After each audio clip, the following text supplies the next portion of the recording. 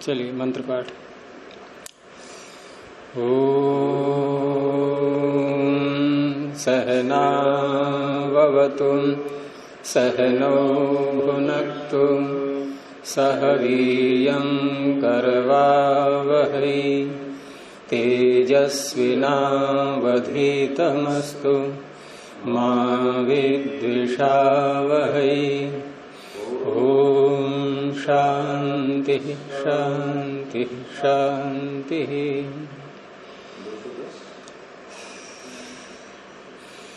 न्याय दर्शन की 103वीं कक्षा में आपका स्वागत है। इसे कम करते हैं थोड़ा। पीछे शब्द सामान्य प्रमाण परीक्षा प्रकरण ये पूरा हुआ था।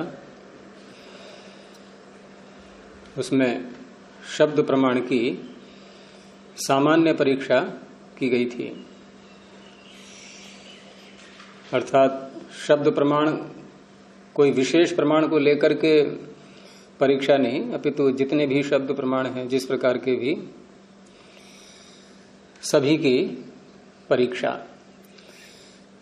अब है विशेष शब्द प्रमाण की परीक्षा, अर्थात कुछ उदाहरण लेकर के। नहीं, शब्द प्रमाण में पहले तो खंडन की गई थी।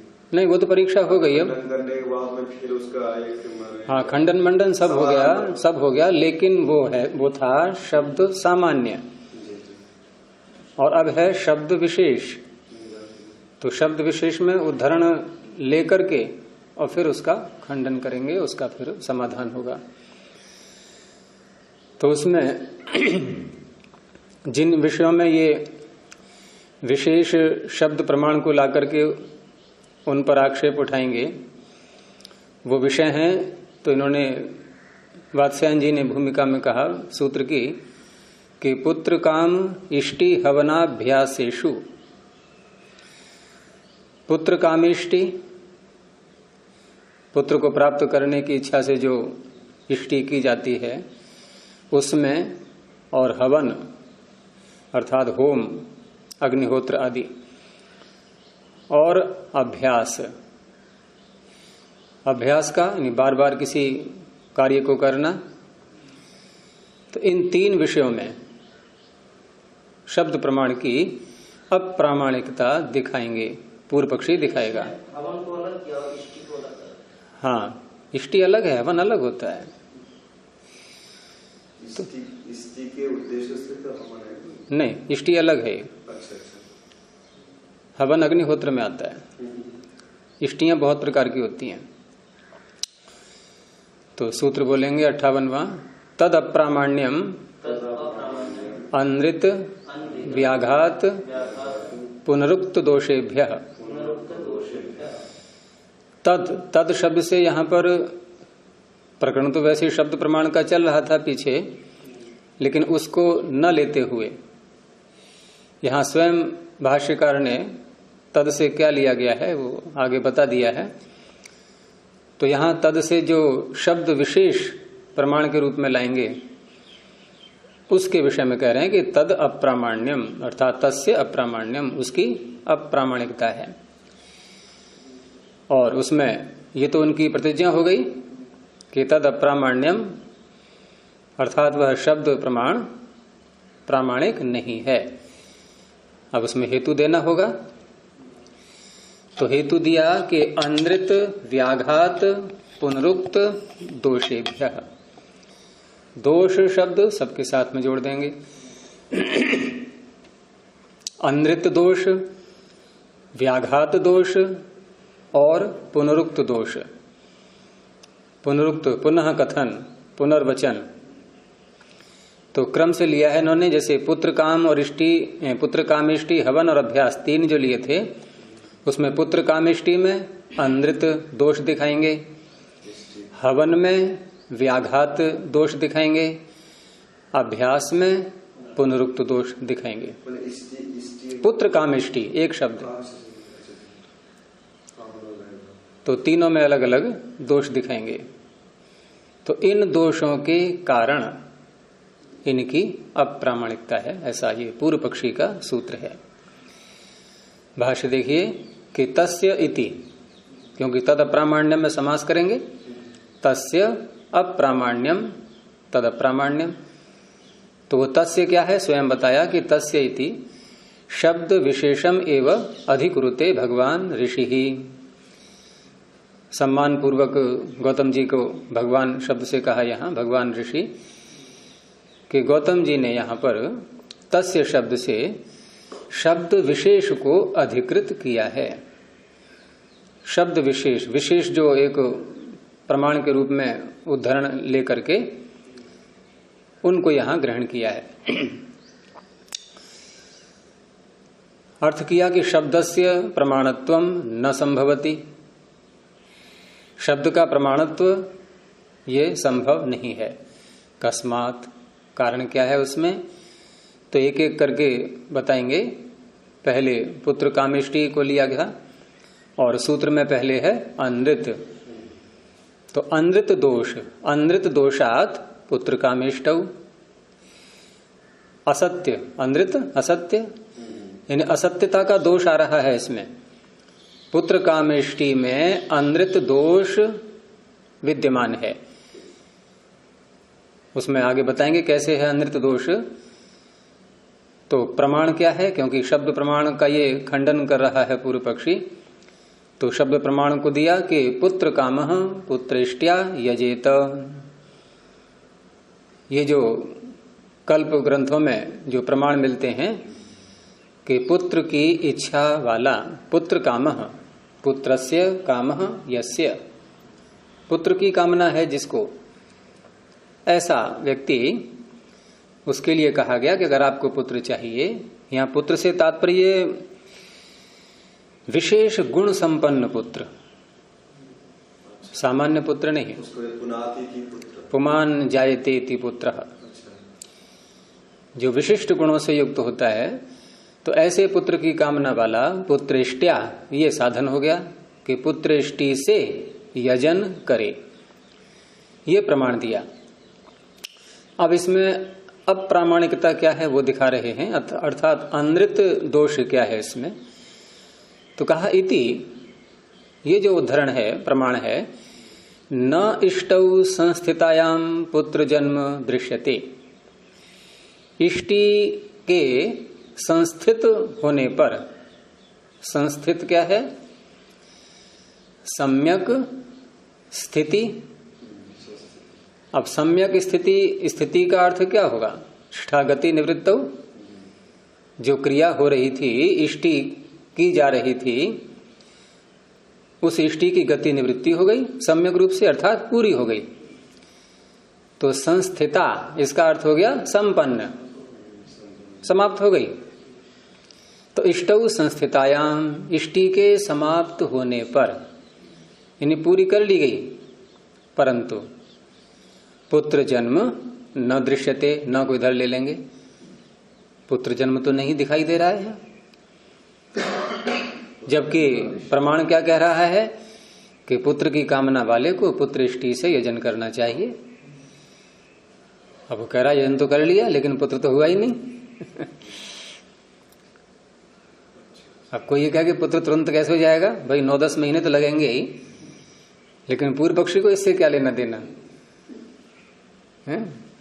वो कोई इसमें तर्क थोड़ी दिखाएगा, वो सीधे कहेगा भाई पुत्र, आपने कहा कि पुत्र कामेष्टि से पुत्र होता है, हाँ तो तुरंत होना चाहिए, क्योंकि ये तो पूरा, ये इष्टि पूरी हो चुकी है, अब कुछ करने को इष्टि में शेष रहा ही नहीं है।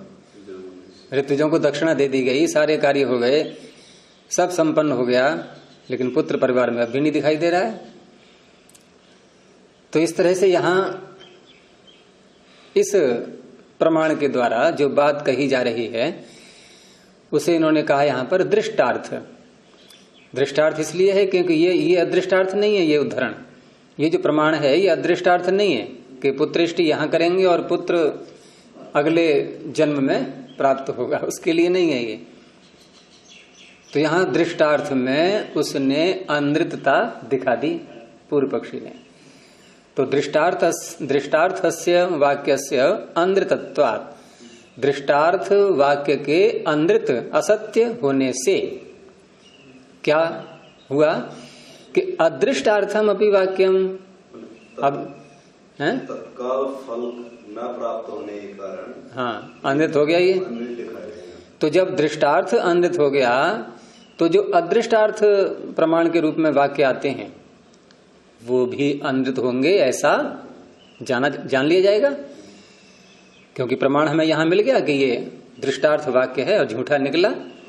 जब दृष्टार्थ ही झूठा है तो फिर अदृष्टार्थ में तो वैसे ही अविश्वास सा रहता है, और अदृष्टार्थ में अविश्वास को दूर करने के लिए, विश्वास उत्पन्न करने के लिए क्या करते हैं कि दृष्टार्थों का परीक्षण कर करके देख लेते हैं, वहां सारी बात सही निकलती है तो उधर भी विश्वास होने लगता है। लेकिन यहां तो जिस दृष्टार्थ के द्वारा हमें अदृष्टार्थ को पुष्ट करना था वो दृष्टार्थ ही झूठा निकला।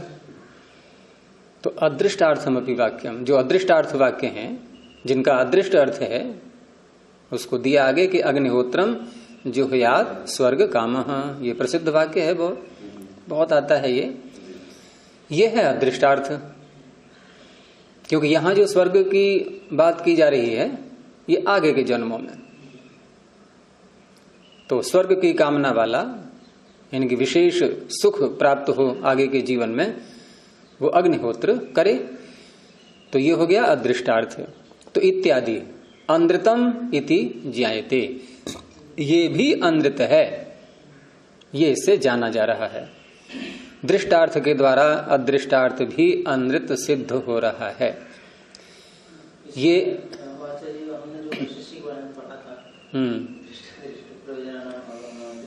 दृष्टा भावी प्रयोजन अभ्युदय, तो उसके हिसाब से ये पूर्व पक्षी के हिसाब से वहां पर खंडित हो जाता है। हाँ उसी को तो किया है। अब क्योंकि ये तो पूर्व पक्षी बोल रहा है, अभी तो पूरी बात बोलेगा ही, समाधान तो सबका होना ही है। तो ये सूत्र में जो अनृत शब्द आया था पहले, ये उसके विषय में व्याख्या हुई। अब आ रहा है व्याघात का, और व्याघात को घटाएंगे हवन में। ये पुत्र कामिष्टि में अनृत को घटाया था अभी, तो व्याघात का देते हैं आगे कि विहित व्याघात दोषाच्य हवने। विहित कहते हैं जिसका विधान किया गया है, विधि और निषेध होते हैं ना शास्त्रों में, तो जिसका विधान किया गया है उसे कहेंगे विहित। और विहित का व्याघात, व्याघात उसका विरोध, कि जो बात जिसका विधान किया गया उसी का विरोध हो रहा है, तो ये भी एक दोष है। ये हवन के प्रकरण में है। तो विहित व्याघात दोषाच्य हवने, ये हवन में है। तो आगे वाक्य देते हैं जो प्रमाण आते हैं शास्त्रों में। तो पहला वाक्य आता है उदिते होतव्यम, ये अल्प विराम लगा लें यहां पर, और अनुदिते होतव्यम यहां भी अल्प विराम लग जाएगा, क्योंकि 3 वाक्य हैं ये अलग अलग। तो उदिते होतव्यम, उदित होने पर यज्ञ करना चाहिए, हवन करना चाहिए। उदित क्या है ये? सूर्योदय होने पर। हाँ, तो सूर्य के साथ में घटा लेंगे, इन धातु है, उद इत उदित, जो निकल आया है।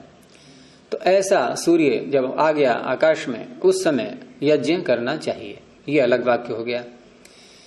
आगे लिखा है अनुदिते होतव्यम, सूर्य उदय नहीं हुआ है उससे पूर्व ही हवन करना चाहिए, एक ये हो गया। अस्त नहीं, उदय ही नहीं हुआ है, अभी प्रातः काल की वेला है और अभी उषः काल चल रहा है, आकाश में तारे दिखाई दे रहे हैं हल्के हल्के। तो उस अवस्था में ये अनुदित काल है। तो दूसरा वाक्य कह रहा है कि अनुदित काल में यज्ञ करना चाहिए। अभी कोई विरोध नहीं है आपस में इनमें, भाई ठीक है, जिसने उदित में जिसको अनुकूल पड़ रहा है वो उदित काल में कर ले, जिसको अनुदित में अनुकूल पड़ रहा है वो अनुदित में कर ले। अभी तो केवल दिखा रहे हैं, इसमें विरोध नहीं, विरोध तो आगे बताएंगे ये।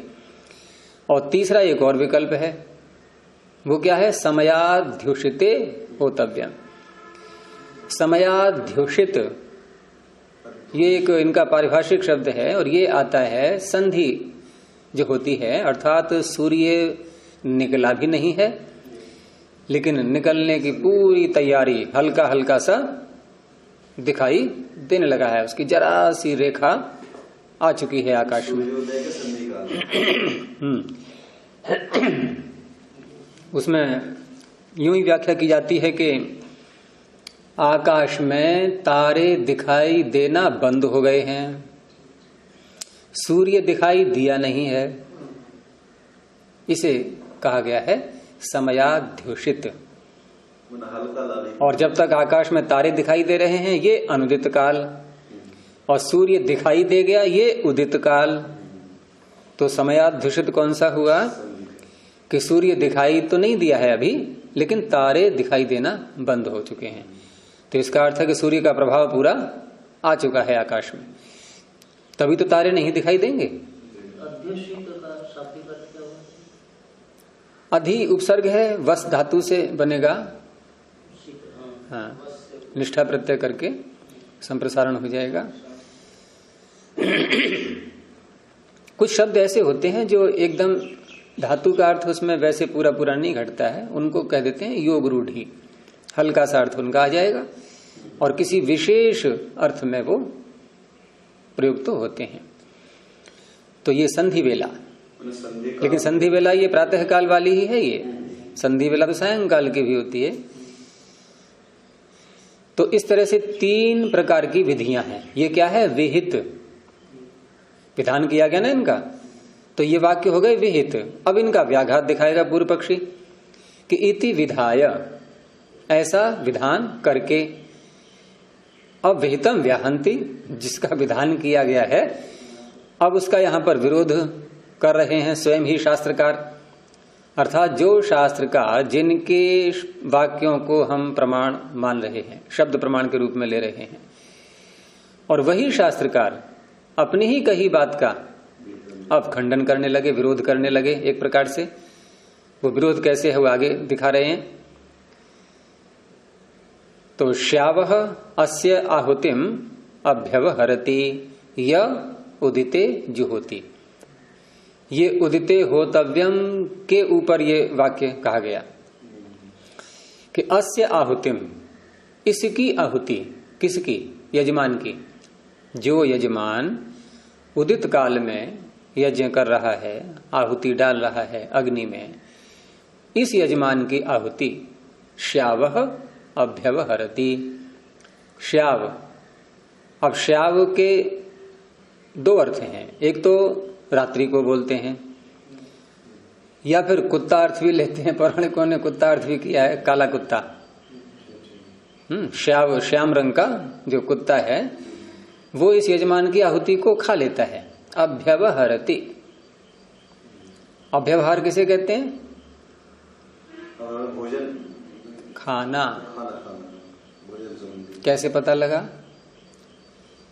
धातु है भुज, भोजन जिससे बनता है, और उस धातु का अर्थ क्या किया है पाणिनि ने?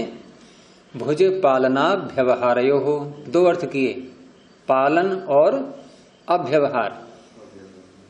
पालन अर्थ में ये धातु परस्मी पद में आती है, और अभ्यवहार वहां भोजन करना ही अर्थ है, उसमें आत्मनेपद में आती है।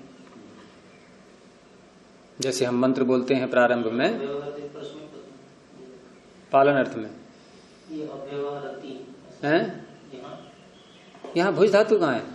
मैं तो अभ्यवहार का अर्थ बता रहा हूँ, अभ्यवहार का अर्थ खोल रहा हूं अभी। यहाँ भुज धातु का प्रयोग कहाँ है?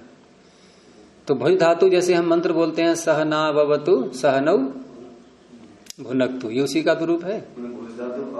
तो परस्मी पद में है कि आत्मनिपद में है भुनक्तु? तो क्या अर्थ होगा? पालन करे। कौन? परमात्मा। अब भ्रांति से बहुत लोगों ने इसको भोजन अर्थ में ले लिया। तो कहां बोलते हैं इस मंत्र को? भोजन से पहले आरएसएस में देख लीजिए आप।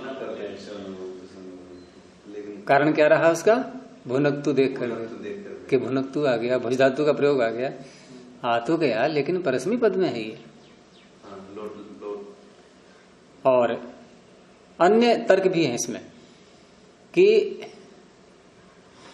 यदि यहां पर देखो, एक समझने की बात है कि भुनक्तु का अर्थ कुछ समय के लिए भोजन अर्थ ले लो तो क्या अर्थ बनेगा?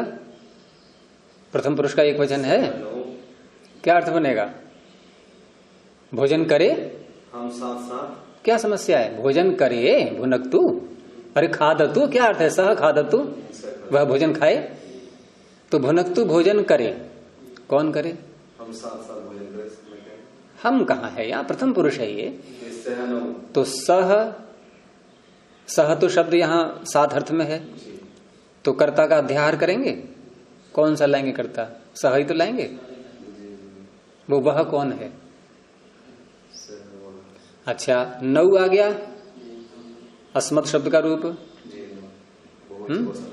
इसका क्या अर्थ होगा? इसको हम द्वितीया में नौ आता है नहीं?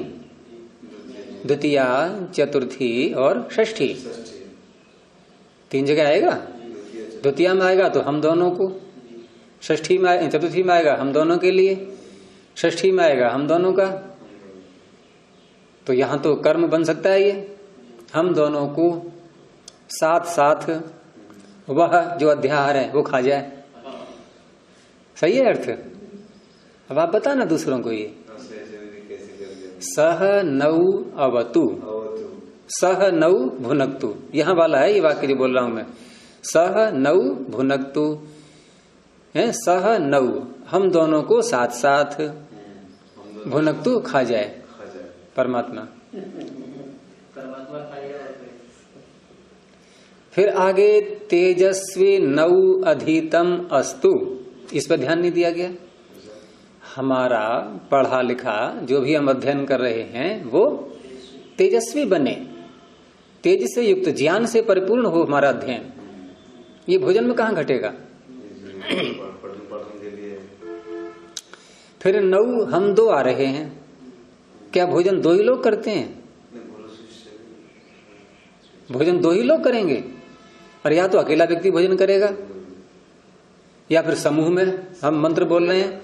तो ये दो दो कौन है ये? और यहां जब घटाएंगे हम दो तो गुरु शिष्य वर्ग, वक्ता श्रोत्री वर्ग, इसमें घट जाएगा। इसमें अवतु रक्षा करे एक दूसरे के। भुनक्तु का अर्थ कर रहे हैं हम लोग, अवतु तो ठीक है ये अलग, तो यहां पालन करे ये अर्थ होता है। तो इस प्रकार से भुज धातु परस्मी पद में आती है तो पालन करने अर्थ में। भुज पालना व्यवहारयो हो,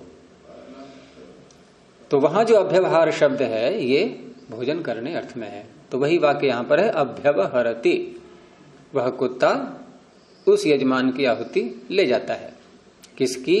कौन से यजमान की? यह उदिते जो होती, जो उदय काल में, उदित काल में जब सूर्य उदय हो चुका है उस समय यज्ञ कर रहा है। अब वो करेगा फिर वो जिसने उदित काल में यज्ञ करने का निश्चय किया, अब उसे कहा कि तूने उदित काल में यज्ञ किया है, तेरी आहुति कुत्ता खा गया, फिर वो क्यों करेगा? अब वो करेगा फिर अनुदित काल में, ठीक है ना, समय बदलेगा ना अपना, कि तो खतरा है इसमें। तो अब उसने समय बदल दिया, अब अनुदित में करना प्रारंभ किया। अब फिर उसके लिए कहा गया कि शबलः अस्य आहुतिम अभ्यवहरति यो अनुदिते जो होती, जो अनुदित काल में यज्ञ करेगा उसकी आहुति, उस यजमान की आहुति शबल, या तो दिन अर्थ लें इसका, या सफेद कुत्ता, वो उसकी आहुति खा जाएगा। अब क्या करे यजमान? फिर कौन से काल में करे? अब तीसरा वही तो विकल्प बचा फिर, समयाध्युषित काल। उसने कहा चलो फिर इसको चुन लेते हैं। तो वहां भी आगे कहा कि श्याव शबलौ अस्य आहुतिम अभ्यवहरतः यह समयाध्युषिते जुहोति।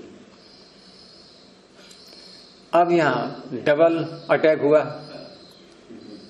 अभी तक तो एक एक कुत्ते से ही निपट रहे थे ये, अब दोनों आ गए इकट्ठे कर लो, अब तू कर ले समयाध्युषित पर यज्ञ, हम दोनों तेरी आहुति खा जाएंगे। अब ठीक है ना, दो दो आ गए ना अब तो इकट्ठे ही। तो ये और ज्यादा भयंकर स्थिति हो गई। अब तो अब बताइए, 3 तो काल थे यज्ञ करने के और तीनों में ही स्थिति ऐसी हो रही है। तो इस तरह से जिस कर्म के लिए शास्त्र विधान कर रहा है और हम उसको प्रमाण मान रहे हैं, यानी पूर्व पक्षी सिद्धांति से कह रहा है आप इसको प्रमाण मान रहे हो, है ना। ये उदिते होतव्यम, अनुदिते होतव्यम, समयाध्युषिते होतव्यम, इन वाक्यों को आप प्रमाण मान रहे हो कि नहीं? सिद्धांति प्रमाण मान ही रहा है। तो पूर्व पक्षी कह रहा है ये देख लो अपने प्रमाण की स्थिति क्या है, ये कि जिनको आप प्रमाण कह रहे हो वो तो आपस में ही अपना खंडन और विरोध को उतारू हैं अपने। तो क्या ये है प्रमाण के योग्य? तो व्याघाताच, व्याघात होने से परस्पर संधि काल, इसके लिए वही थे। ये जो अपने बात है ना,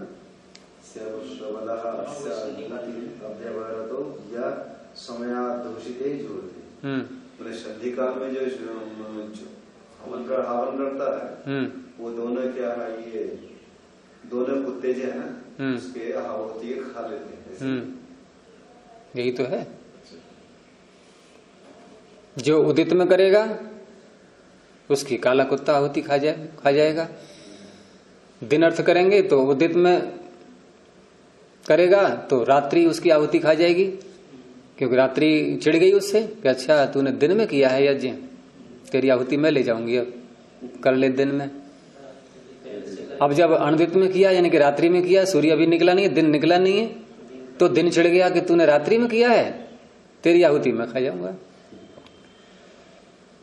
अब जब उसने समयाध्युषित में किया तो दिन और रात्रि दोनों ही चढ़ गए। अब क्योंकि वो अकेले में चाह रहे थे, या तो केवल रात्रि में हो या केवल दिन में हो, क्योंकि उनको साथ साथ रहना गंवारा नहीं था। तो दोनों ही उसकी आहुति को छीन करके ले गए। और आहुति दी किस उद्देश्य से गई थी? देवताओं के लिए। तो देवताओं तक तो पहुंची नहीं आहुति, वो बीच में ही। भाई आप किसी को भोजन लेकर के खिलाने जाएं और रास्ते में ही कोई छीन ले आपसे, तो जिसको देना है उसको तो पहुंचा नहीं, तो उद्देश्य ही पूरा नहीं हुआ। तो फिर ये शास्त्र, ये वाक्य प्रमाण कैसे माने जाएंगे? तो व्याघाताच, व्याघात होने से, परस्पर विरोध होने से, अन्यतरत मिथ्या इति, इनमें से एक अवश्य ही गलत है, मिथ्या है। एक मिथ्या है का तात्पर्य, हम किसी एक वाक्य को ले लें, जैसे उदिते होतव्यम, एक ये वाक्य है। दूसरा है श्यावः अस्य आहुतिम अभ्यवहरति, इसको इसके साथ जोड़ दो। यानी इन दोनों में से एक गलत है कि नहीं है? या तो श्यावः अस्य आहुतिम अभ्यवहरति ये गलत है, अथवा उदिते होतव्यम ये गलत है। क्योंकि उदित में जब आपने विधान कर दिया तो फिर आप ये क्यों कह रहे हैं कि रात्रि उसकी आहुति खा जाएगी? क्यों डरा रहे हैं उसके लिए? हाँ, इन दोनों में से एक एक जोड़ा बना लो सबका। अब दूसरा ले लो, अनुदिते होतव्यम, और इसके साथ जुड़ेगा शबलः अस्य आहुतिम अभ्यवहरति, इनमें से एक मिथ्या है। ठीक है। अब उधर समयाध्युषिते होतव्यम और श्याव शबलौ अस्य आहुतिम अभ्यवहरत, इनमें से एक मिथ्या है। और कोई तरीका ही नहीं, और कैसे घटाओगे? क्योंकि अन्य तरत में तर प्रत्यय 2 में आता है। अब वहां अगर कहेंगे हम कि उदिते होतव्यम, या तो ये गलत है, अनुदिते होतव्यम या तो ये गलत है, या समय, ये 3 हो गए। नहीं, इसमें ऐसे तीनों में से 2 गलत है। 2 अन्य तरत का अर्थ 2 नहीं होता है, 2 में से एक होता है, वो अन्यतम होगा। फिर अगर 3 में से एक गलत है ऐसा यदि कहेंगे ये, तो अन्यतम शब्द आएगा। यहां है अन्य तरत, ये तरत कैसे बनेगा? अन्य तर है, तरत, अन्य तर, तरत, ये अत, ये ता कहां से जुड़ गया? और तरप और तम प्रत्यय हैं, तर और तम, वो तो बोल दिया मैंने, तर और तम प्रत्यय हैं, लेकिन यहां बोल रहे अन्य तरत, अन्य तरत, ये ता और जुड़ गया। पंचमी कहाँ रखी है? यहाँ पंचमी होगी, यहाँ जो है मिथ्या, मिथ्या इति, मिथ्या अस्ति, अस्ति के साथ समान अधिकरण करता है ये। अरे आगे जो सु प्रत्यय आएगा नपुंसक लिंग में लाते हैं जब अन्यतर या अन्यतर शब्द को, और सु प्रत्यय आगे आता है तो वहां पर अद्ड डतरादिभ्य पंचभ्य अद्ड आदेश किसको? सु को। अब क्या हो गया? अन्यतर अद्ड, अद्ड में डकार अनुबंध है, क्या रह गया? अद। अब डित होने से क्या होगा? तर में जो र में अ है ये हटेगा, तो हलंत हो गया अन्यतर, आगे अत को जोड़ दो, इस तरह से बनता है।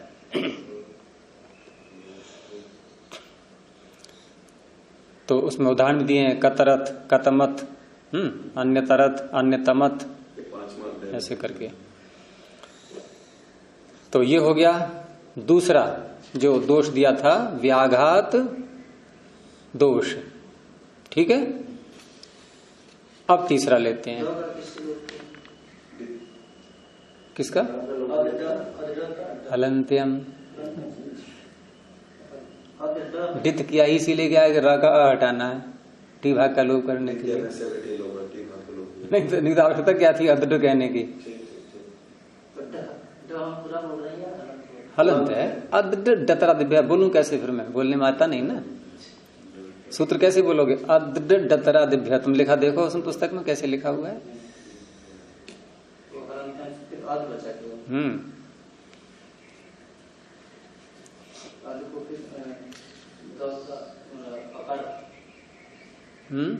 अद का आकार र में मिल जाएगा, र का अ हटेगा, डित होने से टी भाग का लोप हो जाएगा। डित्व सामर्थ्याद अभस्यापि टेर लोप। और यहाँ तो भसंज्ञा तो हो जाएगी, यहाँ अभस्य कहाँ है? यहाँ तो भसंज्ञा क्या है? यहाँ तो टेह सूत्र से करेंगे। तिविंशतेर डिति टेह। चलिए आगे। अब दिया तीसरा दोष, पुनरुक्त दोष, और ये कहां दिखाएंगे? अभ्यास में। तो पुनरुक्त दोषाच, पुनरुक्त दोष से भी शब्द प्रमाण की प्रामाणिकता नहीं है। अभ्यासे देश्य माने, अभ्यास का निर्देश करने पर, यानी अभ्यास को पहले कहा गया। अभ्यास का तात्पर्य बार बार करना, बोलना। तो अभ्यासे देश्य माने, अभ्यास का निर्देश किए जाने पर। कैसे कहा, कैसे किया अभ्यास का निर्देश? तो वाक्य दिया जो जिसका खंडन करना है, जिस शब्द प्रमाण का जिसमें दोष दिखाना है, वो शब्द प्रमाण है त्रिहि प्रथमाम अन्वाह त्रिहि उत्तमाम। प्रथमा स्त्रीलिंग है ना, वहां प्रकरण चल रहा है ऋचा का, ऋख, ऋच शब्द। तो प्रथमा ऋख को 3 बार बोले। त्रिहि क्या है ये? त्रिहि क्या है ये? विसर्ग कहां से आ गए? द्वि त्रि चतुर्भ्यः शुच। ऊपर से चल रहा है प्रकरण क्रियाभ्या वृत्ति गणने कृत्व शुच। कृत्व शुच प्रत्यय होता है। जैसे 5 बार बोलना हो तो कैसे बोलेंगे? पंचकृत्व। अब ये इसका अपवाद हो गया कि 3 बार बोलना होगा तो त्रिकृत्व, ऐसे न कह करके यहां शुच प्रत्यय होगा, शुच का सकार बचेगा, त्रिस, त्रिहि। और द्वि में भी ऐसे ही, द्वि त्रि चतुर्भ्यः, 3 शब्द लिए इसने। तो द्विहि त्रिहि चतुहु 4 बार। फिर आगे कृत्व कृत्व कृत्व चलता रहेगा सब सर्वत्र। तो 3 बार प्रथम ऋचा को बोले, त्रिहि उत्तमाम, और 3 बार अंतिम ऋचा, अंतिम को बोलते हैं उत्तम, ऐसा कहा। इति पुनरुक्त दोषो भवति, ये पुनरुक्त दोष हो रहा है। क्यों कहा जा रहा है एक मंत्र को 3 बार, क्यों कहा जा रहा है प्रथम और ये हो गया और अंतिम मंत्र को भी 3 बार।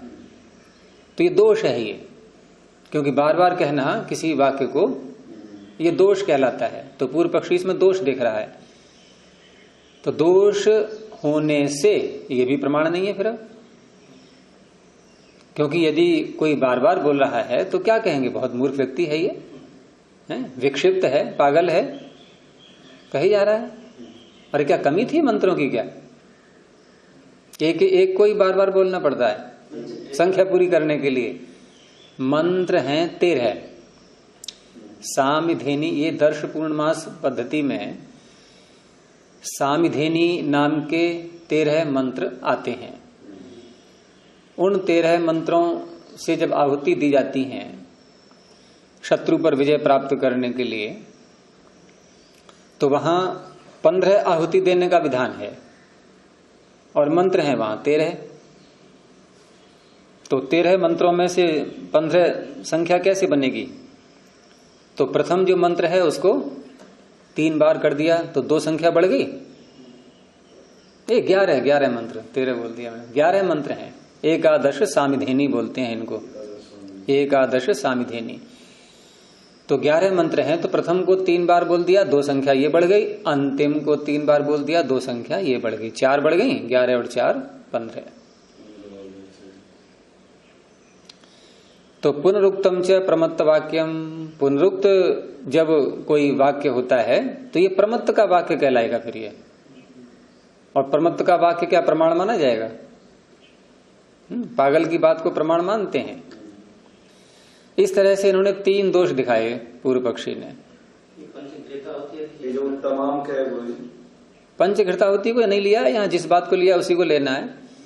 पूर्व पक्षी को तो मिल जाए कहीं से भी, उसको मिल गया, अब और क्यों ढूंढेगा? आप क्या कह रहे हैं? ये उत्तमाम से अंतिम, अंतिम को बोलते हैं उत्तम। उत्तम होता है अंतिम। उद्वयम तमसस् परिस्वः पश्यन्त उत्तरम देवम देवत्रा सूर्यम अगन्म ज्योति उत्तमम।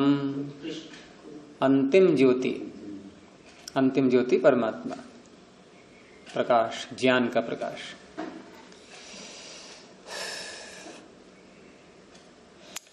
तो अंत में कहा कि तस्माद अप्रमाणम शब्द, इसलिए शब्द प्रमाण क्या है? अप्रमाण। कारण वही दे दिया, दोबारा दोहरा दिया, अनृत व्याघात पुनरुक्त दोषेभ्यः इति। इन 3 दोषों से शब्द प्रमाण अप्रमाण है। अब इसका उत्तर दे रहे हैं आगे। तो 59वां सूत्र बोलेंगे, न कर्म कर्तृ साधन वैगुण्यात्। न के आगे अल्पविराम लगा लें, क्योंकि न का संबंध जो पीछे अभी खंडन किया था, जो आरोप लगाया था, आक्षेप, उसका निराकरण करने के लिए है। पूर्व पक्षी से कह रहे हैं कि आपका ये आक्षेप ठीक नहीं है। अब ये भी तो इनकी प्रतिज्ञा ही हो गई भाई, सिद्धांती भी तो अपनी प्रतिज्ञा में हेतु देगा। तो इसने हेतु दिया कि हम क्यों कह रहे हैं कि आपका कथन ठीक नहीं है, इसलिए कि कर्म कर्तृ साधन वैगुण्यात्। ये बहुत प्रसिद्ध सूत्र है, ये व्यवहार में भी बहुत इसका प्रयोग करते हैं लोग। यानी कहीं पर कोई असफलता किसी कार्य में दिखाई दे रही हो तो वहां कहते हैं देखो असफलता यदि हुई है तो कहीं न कहीं गलती हुई है हम लोगों से। वो गलती करने वाला में हुई है, क्रिया में हुई है, जो साधन अपनाए गए हैं उनमें हुई है, कहीं ना कहीं तो हुई है त्रुटि। तो त्रुटि को हम पकड़ें, न कि उस सिद्धांत पर ही आक्षेप उठा दें। उन नियमों पर आक्षेप नहीं है। उन नियमों का हमने जो पालन किया, जो प्रयोग किया, उसमें कहीं ना कहीं करने वाले में या क्रिया में या साधनों में इनमें दोष है। वही यहां दे रहे हैं कि कर्म कर्तृ साधन वैगुण्य तीनों के साथ लगा लेंगे कि कर्म का वैगुण्य हो। वैगुण्य का अर्थ दोष। वही विगुणता क्या होगी? दोषी ही तो होगा। गुणों से हीन जब करेंगे किसी को तो गलत तरीके से करना ही गुण से हीन होना है। तो कर्म की विगुणता हो, कर्ता की विगुणता अथवा साधन की विगुणता, इनके होने से ये जो पीछे स्थिति बताई थी इनके होने से होती है, अप्रामाणिक होने से नहीं, ये सिद्धांति कह रहा है। पूर्व पक्षी ने जो आक्षेप लगाया था उसका निषेध किया गया, आपका आक्षेप ठीक नहीं है, क्योंकि आपका आक्षेप के योग्य नहीं है। आप जो बता रहे हैं कि पुत्र नहीं हुआ या ऐसा ऐसा जो भी दोष दिखाया है, ये दोष कर्मकर्ता और साधन की विगुणता से है, और कर्मकर्ता और साधन इनके दोषों को हटा दिया जाए, ये दोष रहित हो जाएं, तो जैसा कहा है प्रमाणों में, प्रमाण जो कह रहा है जैसा वैसा ही होगा। तो एक एक करके उत्तर देते हैं। पहले पुत्र कामिष्ठी का उत्तर दिया कि न अनृत दोषः पुत्र कामिष्टौ, पुत्र कामिष्ठी में जो अनृत दोष पूर्व पक्षी ने लगाया था वो नहीं है। कस्मात, क्यों नहीं है? सिद्धांति ने कहा कर्म कर्तृ साधन वैगुण्या। आगे उसकी व्याख्या की कि इष्ट्या पितरौ संयुज्यमानौ पुत्रम जनयतः, इष्टि के द्वारा, इष्टि साधन है ये, इष्टि के द्वारा पितरौ माता पिता, माता शब्द कहाँ गया यहाँ? पिता मात्रा एक शेष, तो पितरौ माता पिता संयुज्य मानव संयुक्त होते हुए पुत्रम जनयतः पुत्र को उत्पन्न करते हैं। ये इन्होंने एक नियम बताया कि इस प्रकार से होता है। अब इसमें इष्टि के द्वारा वो संयुज्यमान होते हैं इष्टि करके, तो इष्टि क्या होगी इसमें? साधन। इष्टि ही करणम साधनम, करण को ही खोल दिया साधन, इष्टि साधन है। और पितरौ माता पिता कौन है? कर्तारौ, ये कर्ता हो गए दोनों। और जो संयुज्यमान होंगे इनका जो संयोग रूपी कार्य होगा वो क्या है कि संयोग कर्म। ये कर्म कर्ता और साधन को दिखा रहे हैं अलग अलग से, एक में एक में ही, पहले फिर आगे दूसरे में दिखाएंगे। तो इष्टि साधन है, माता पिता कर्ता हैं, संयोग कर्म है। तो त्रयाणाम गुण योगा, तीनों यदि गुणों से युक्त हैं, अर्थात नियम पूर्वक सारा कार्य हो रहा है, कोई भी दोष नहीं है, इष्टि भी ठीक प्रकार से की गई है, संयुज्यमान भी ठीक प्रकार से हुए हैं, और जो संयोग रूपी कर्म है वो भी ठीक हुआ है, तो त्रयाणाम गुण योगात पुत्र जन्म, पुत्र का जन्म होता है। और वैगुण्यात विपर्ययः, मतलब वो ये उत्तम पुत्र उत्तम जन्म देने के तीन पद्धति बता दिया। वैगुण्यात विपर्ययः, विगुणता होगी इनकी, इनमें से इष्टि को ठीक नहीं करना, वो क्या क्या गलतियां हो सकती हैं बताएंगे आगे।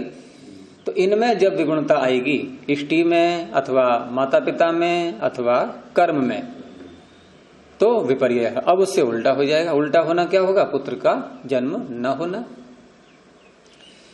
तो पहले इष्टि में दिखाते हैं क्या विगुणता है कि इष्ट्याश्रयम तावत कर्म, इष्टि के जो आश्रित कर्म वैगुण्यम, पहले इष्टि में कर्म की विगुणता दिखाएंगे। तो इष्टि में कर्म की विगुणता क्या है? समीहा भ्रेषः,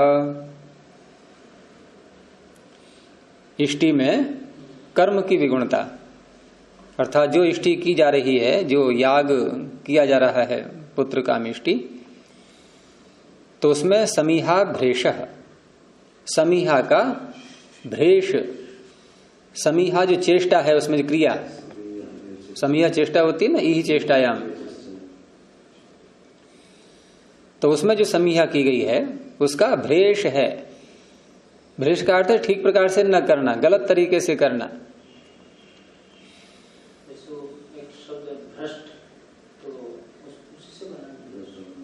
नहीं, भ्रष्ट तो अलग है, वो बनता है भ्रष्ट धातु से, ये तो भ्रेष ही है, धातु है भ्रेश्री, री अनुबंध है इसमें, भेश्री भ्रेश्री ऐसे करके आती है, तो वह है समीहा भ्रेश।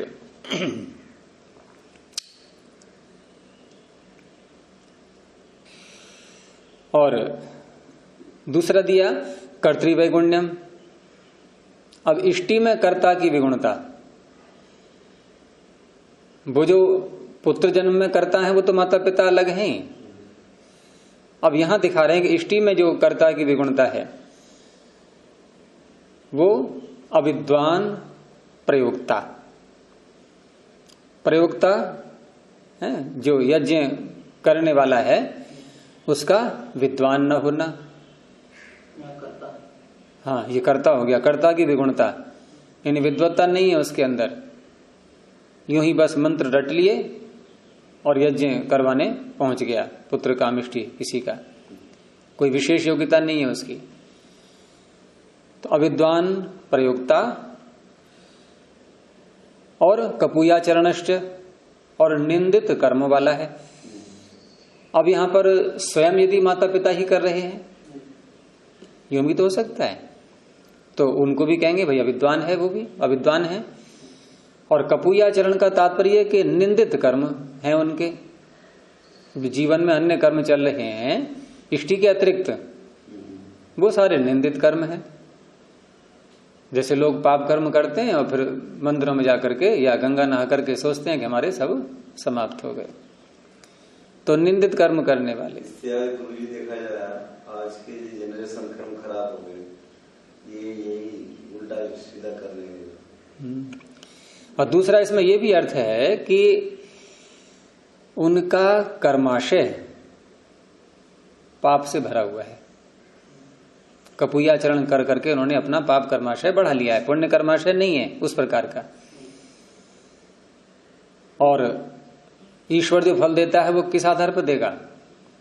क्या इष्टि कर ली हमने पुत्र कामेष्टि, उसके आधार पर फल देगा? पुत्र कामेष्टि तो ये इष्टि तो कर ली, लेकिन पीछे उनका कोई ऐसा पुण्य कर्माशय नहीं है जिससे पुत्र मिले उनको।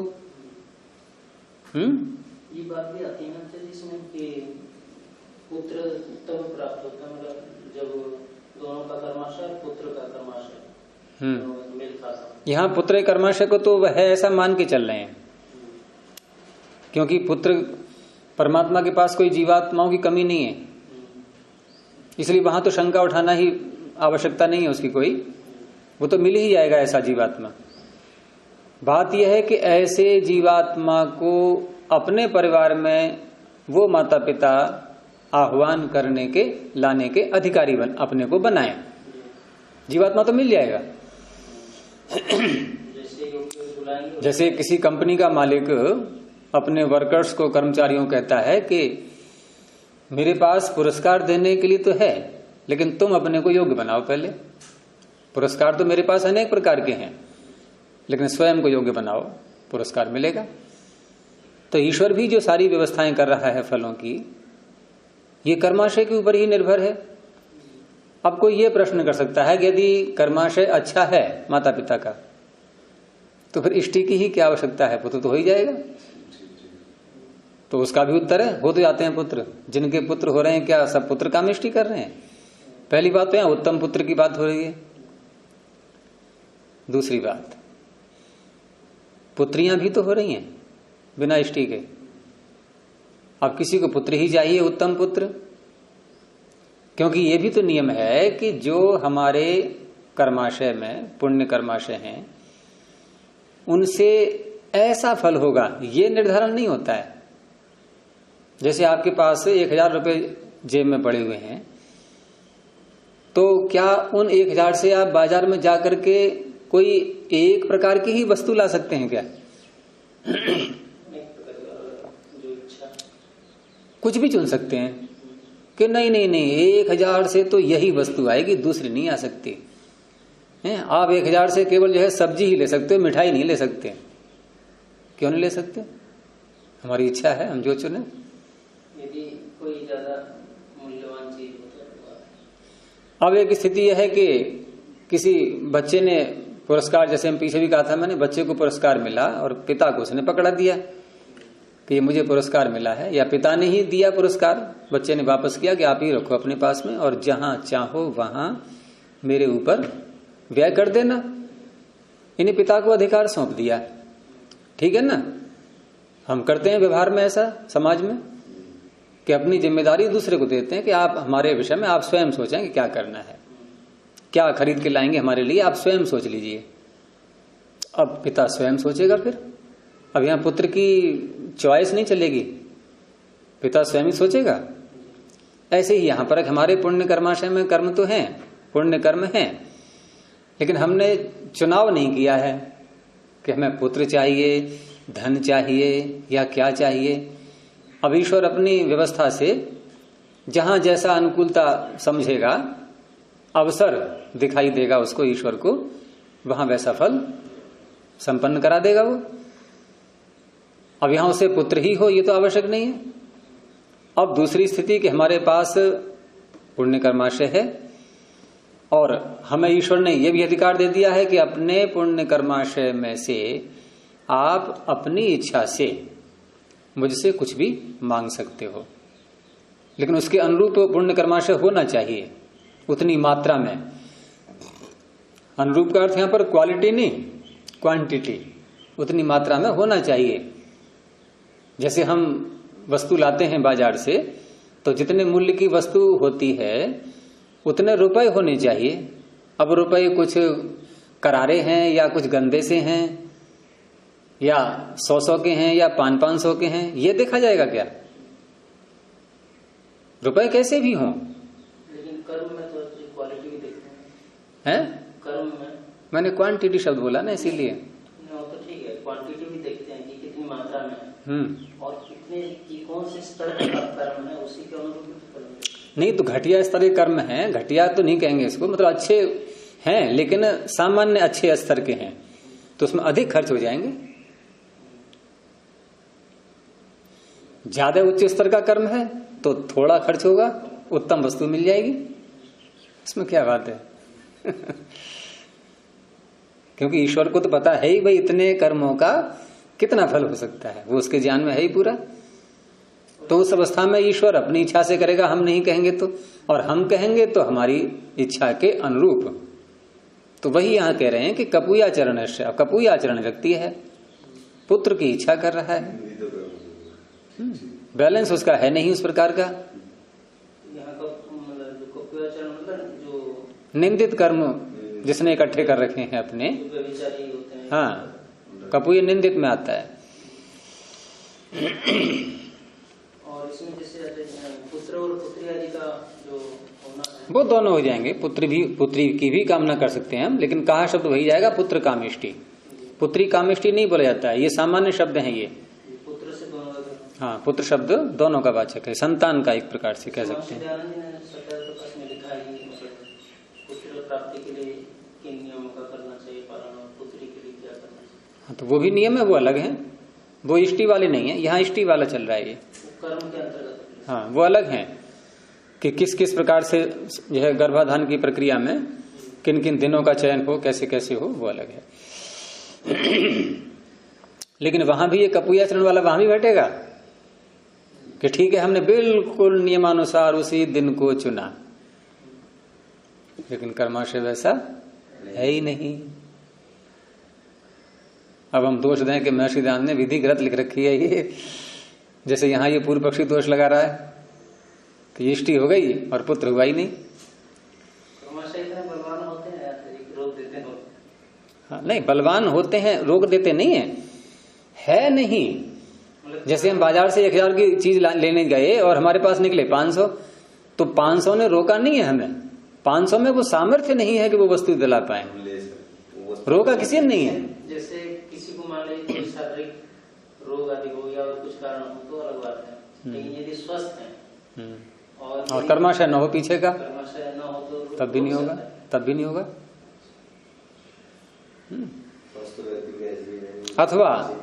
अथवा में निकृष्ट जीवात्मा आएगा, क्योंकि यहां पुत्र मात्र हो जाना ही ये नहीं है कि अगर पुत्र उत्पन्न हुआ है तो इतने कर्माशय हमारे पुण्य के खर्च हो गए, ऐसा नहीं। किस तरह का पुत्र आया है उसके अनुसार कर्माशय का खर्चा होगा। कि गाड़ी तो लाए हम 4 व्हीलर, वजन उतना ही है, उतने ही वजन की और गाड़ियां भी हैं, उनमें भी 4 पहिया ही लगे हुए हैं, लेकिन एक महंगी और एक सस्ती। क्यों? उसकी अलग क्वालिटी है। अच्छा, जैसे कुछ मंद बुद्धि बिल्कुल होते हैं, कुछ पढ़े लिखे नहीं होते हैं, और अध्यात्म या कुछ कर्म आदि से संबंधित भी ज्ञान नहीं होगा, फिर भी उनके परिवार में जैसे बहुत उत्कृष्ट संतान आ जाता है, तो उसका क्या मानना चाहिए? पीछे का कर्माशय अच्छा रहा होगा उनका। मंद बुद्धि है, ठीक है, मंद बुद्धि होने से उनका पाप कर्माशय का फल तो आ गया। वो स्वयं मतलब मंद बुद्धि है, माता पिता, संतान बोलते, हाँ, माता पिता मंद बुद्धि हैं तो उनके पाप कर्माशय का फल तो ये हो ही रहा है। बुद्धि का मंद होना ये एक तरह से पुण्य कर्मों की कमी, पाप कर्म या बहुत घटिया स्तर के पुण्य कर्म सामान्य से हैं बिल्कुल, तो उसके आधार पर मंद बुद्धि हो गई, तो उनको वो तो फलीभूत हो गए।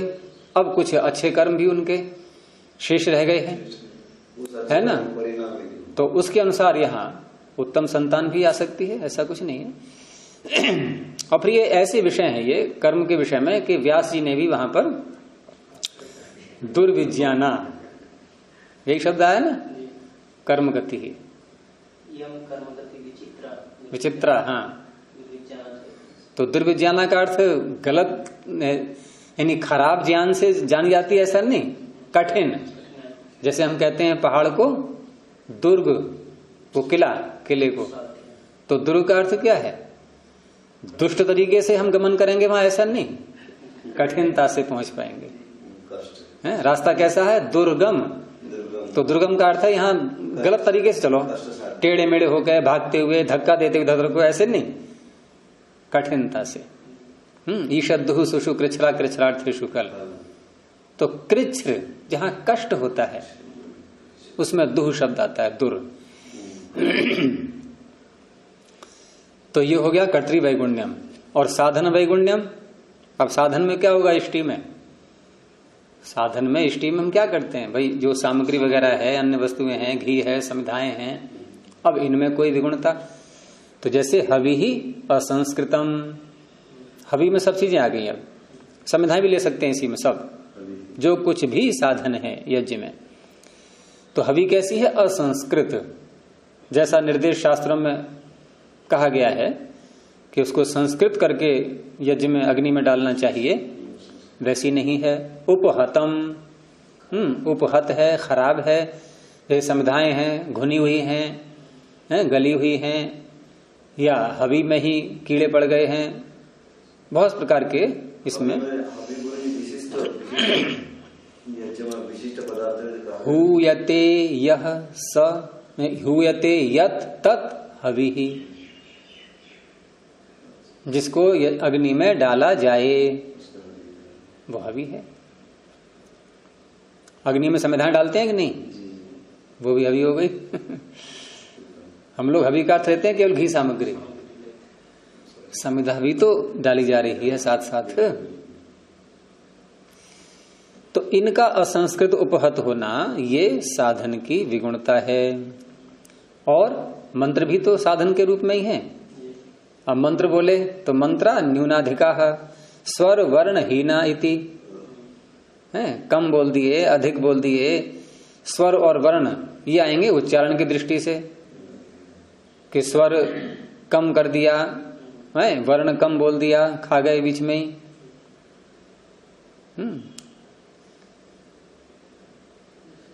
दुष्टः शब्दः स्वरतो वर्णतो वा मिथ्या प्रयुक्तो न तम अर्थम आह स वाग वज्रो यजमानम हिनस्ति यथेन्द्र शत्रु स्वरतोपराधात्।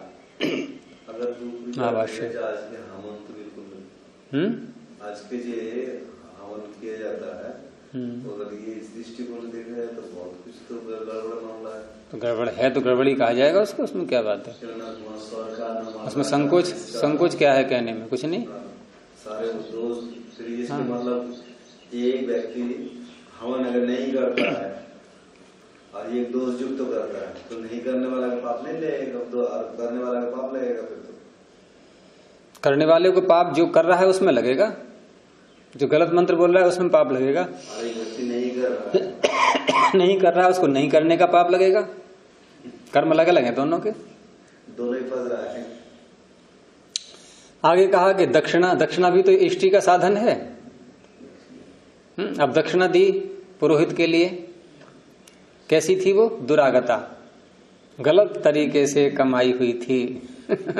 रिश्वत से धन लेकर के आया और अब कह रहा है हम पुत्र कामिष्टि यज्ञ करेंगे। दुरागता, हाँ दुरागता, गलत तरीके से आई हुई।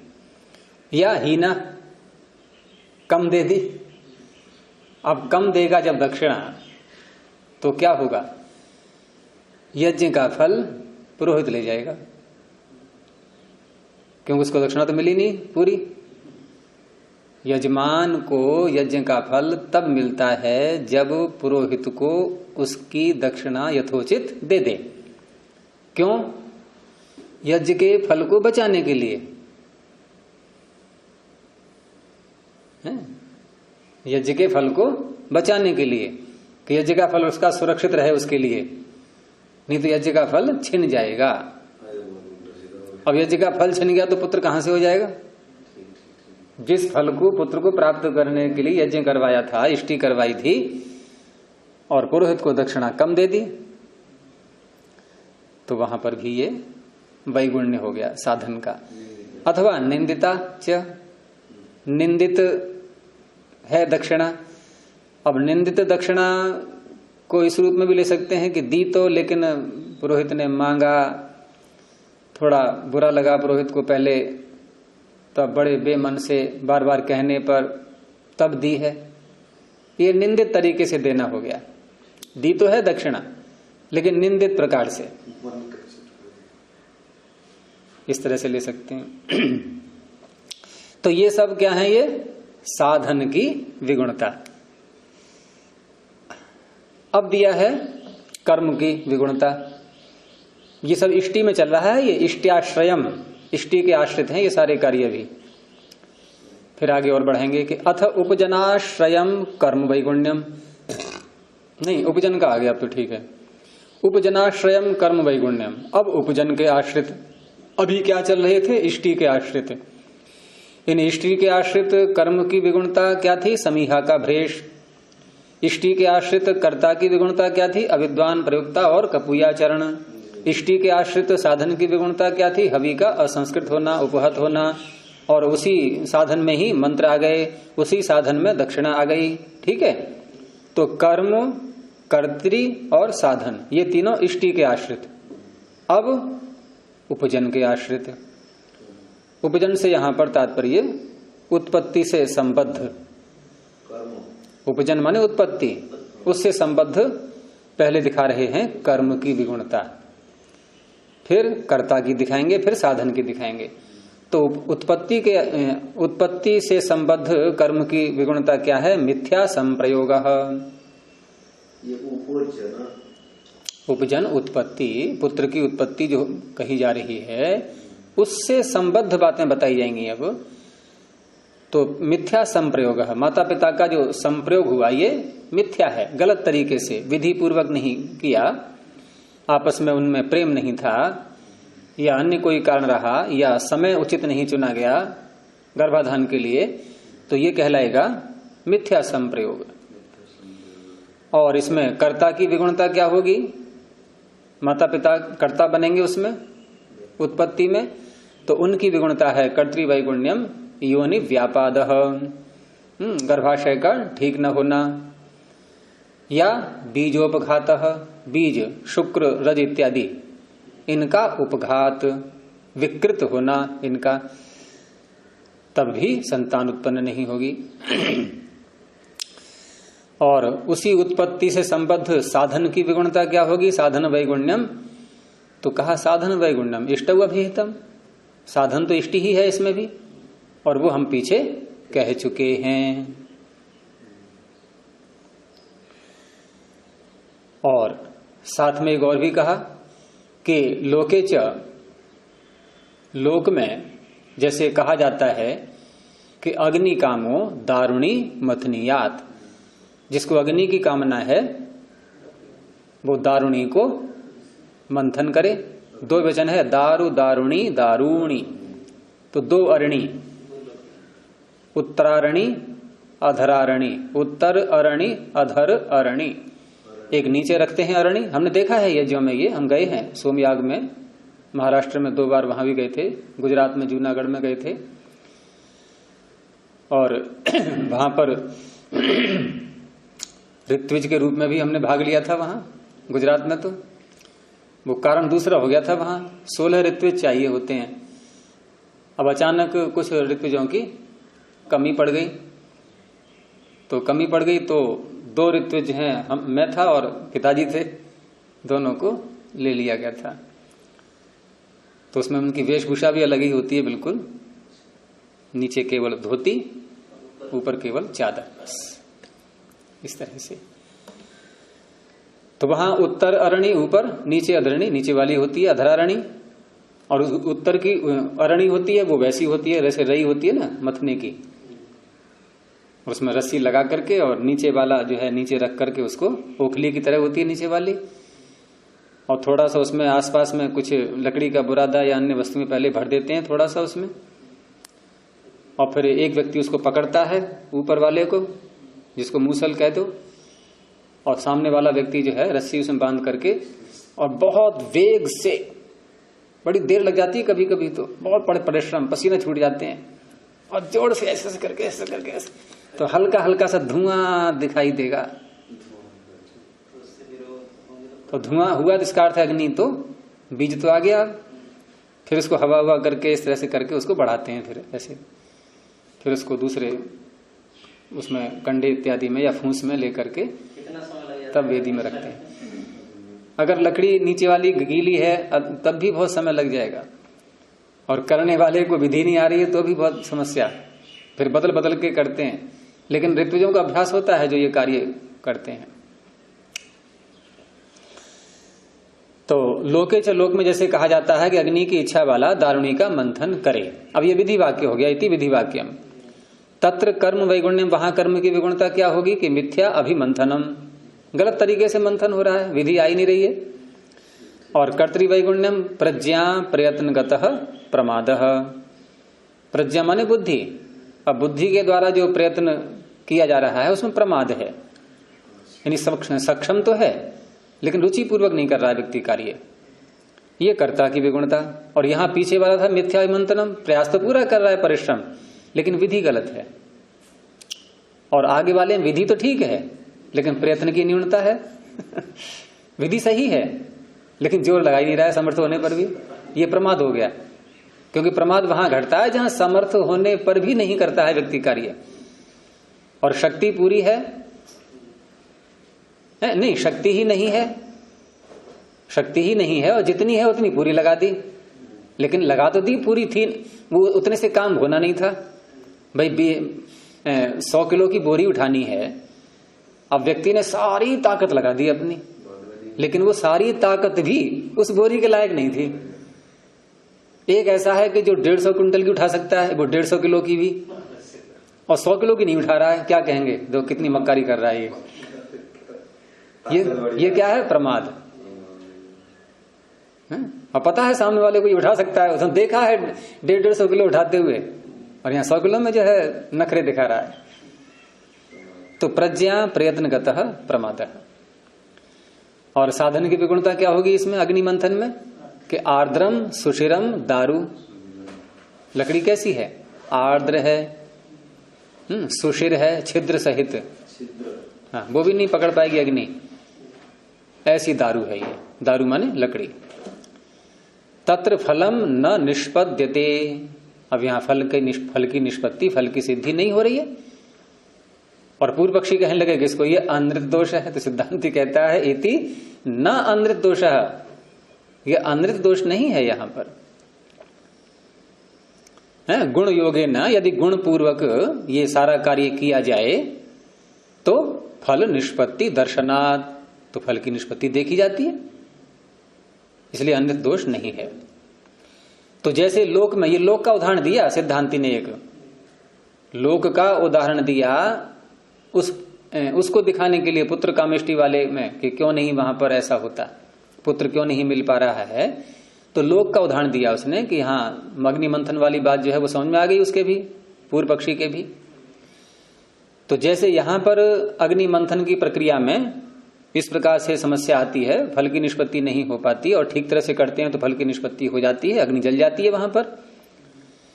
तो जैसे लोक में ये दृष्टांत है और लोक से इस लौकिक दृष्टांत के समान ही ये पुत्र कामः पुत्रेष्टा यजेत, ये भी ऐसा ही है। तो न च इदं लौकिकात् भेद्यते, लौकिक जो नियम है, लौकिक कार्य संपन्न करने के लिए जहां गुण के साथ हम करते हैं और फल की निष्पत्ति हो जाती है, तो ऐसा ही ये भी है, ये उसे भिन्न नहीं है। कौन सा? कि पुत्र कामः पुत्रेष्ट्या यजेत। तो इस तरह से इस दोष का भी इन्होंने ये पहले वाले दोष का निराकरण किया है। अब दूसरे वाले का करेंगे हवन का, उसके बाद फिर पुनरुक्त वाले का करेंगे, ये कल को रखेंगे। यही पाठ यहीं तक रखते हैं अभी। प्रणव ध्वनि।